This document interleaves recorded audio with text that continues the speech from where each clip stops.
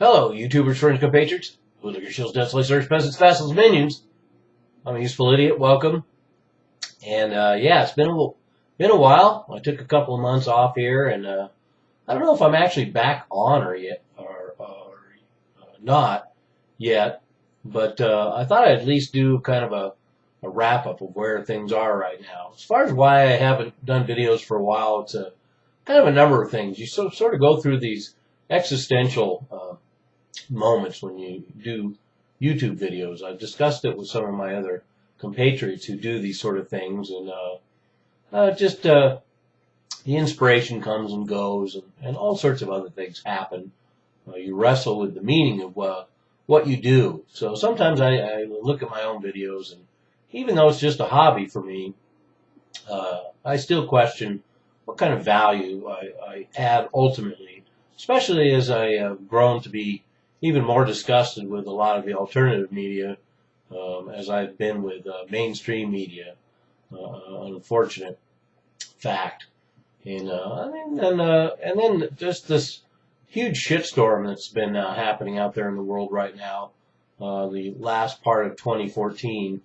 I think the last video I did was at the beginning of November, so definitely been a couple of months, and just all kinds of crazy shit has happened since then, and I'm going to do kind of a quick wrap up look at it to show you why I just feel like a little overwhelmed right now. We have this France shooting, so now we have 10,000 French troops in the streets, more governments calling for war on jihad, and all these European leaders showing unity and solidarity in Europe, lining up and wondering why after 30, 40, 50, 100 years of meddling in the Middle East, there continues to be blowback just as beyond all these countries' leaders. But horrific violence, although the usual questions about whether these events are real or not, there's already questions about some of what's unfolding. So, of course, we have Japan on QE, maximum, gluteus maximus, and their economy is being rocked. Nobody gives a shit about Ebola anymore. We have Russia continuing to be demonized and blamed for all the things that the United States actually did in Ukraine. And now we see continued efforts with Saudi Arabia's help to destabilize Russia, to try and undermine Russia. Although it's having its economic effects, politically it's having the opposite effects, giving solidarity to Putin and his government. We have this semi-revolution going on in Mexico over the 43 missing students, and we have the continued semi-revolution going on in Pakistan, but nobody in the West gives a shit about that, so I'm sorry I even brought it up.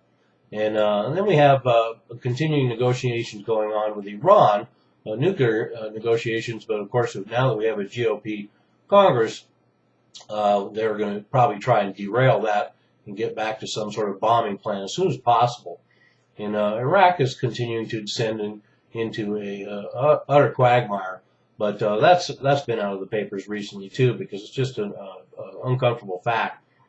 Let's now focus in on the fact that jihadists are amongst us, and we all need to be terrified and hunker down in our bunkers and have our government save us. And it's kind of interesting. The kind of thing that I fear the most is stupid Americans driving around in their cars on their cell phones, because it's very likely in the next 10 years, if not the next 10 weeks, that I'm going to be killed by somebody like that. But the likelihood that I'm going to be killed by terrorists are probably 100 billion, trillion, zillion to 1 or some other gastronomical number.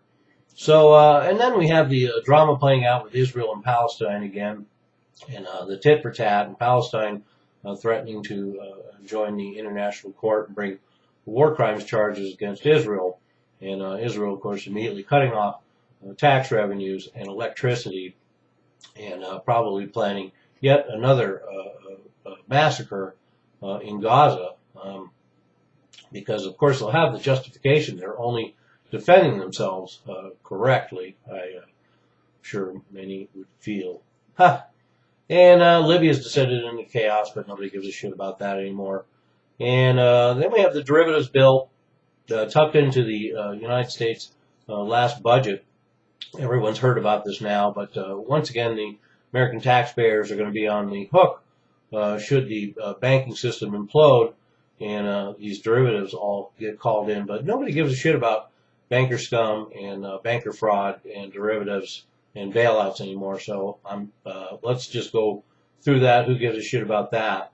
And then we have the torture report. The torture report came out, and they're calling it torture now. And really, it's not going to change anything. We'll continue to torture. It just won't be quite so open to being revealed. We'll probably just have mercenaries do it now and get the government out of the torture business and just subcontract it out. And then Afghanistan, where the war is officially over somehow. But of course, we're going to be there forever.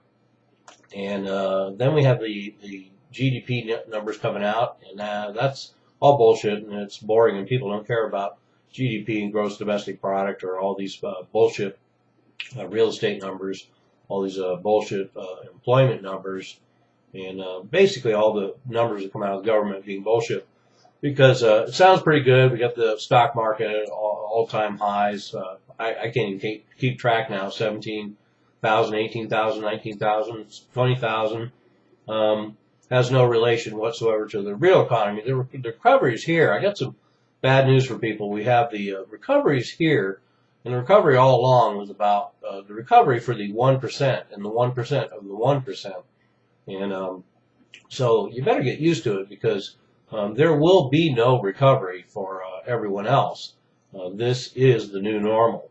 And I got some bad news for people who are concerned about the so-called New World Order, because the New World Order is global corporate governments, and I got some bad news for you.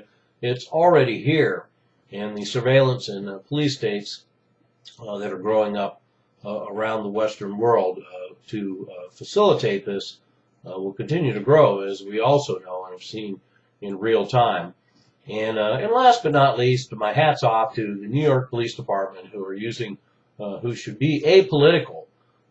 Perhaps people should imagine what would happen if, let's say, the military decided which conflicts and which battles and which wars they would engage in and which they wouldn't.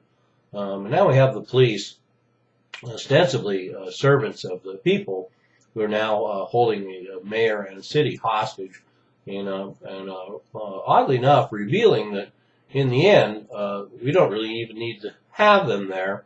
Most all of 35,000 New York City police could be eliminated, and but unfortunately, then we'd be on the hook for all the 35,000 pensions and all the hundreds of thousands of pensions they're already being paid. But of course, they're going to be getting combat pay pretty soon on top of what they make now.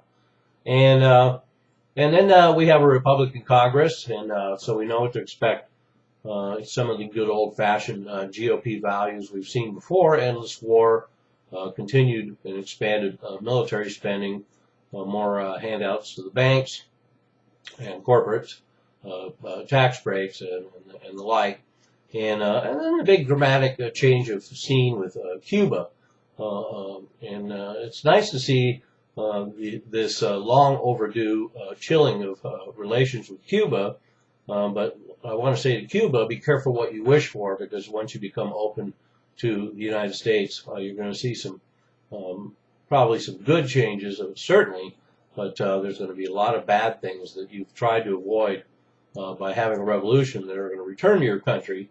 And as far as the U.S., of course, it's a great move for Obama to try and set things up for a Democratic presidential victory in 2016, pandering to the Latino vote. So anyway, other than that, I want to say hello to all my subscribers out there I haven't seen for a while. You are what certainly keep me going at this at times. And hello to all the shields and trolls out there that I've dealt with. And well, here's to 2014, it just turned into a giant shitstorm. And of course, 2015, which will be an even more giant shitstorm. And I've kind of prepared myself. Got this nice bottle of Glenlivet, and I want to toast all of you out there, and certainly everybody that's watched my videos. Certainly all of you regulars who have hung in with me for years. Been on here for about 3 years now. Here's to you. And of course, an even better toast would be, I'm a useful idiot. Don't you be one too.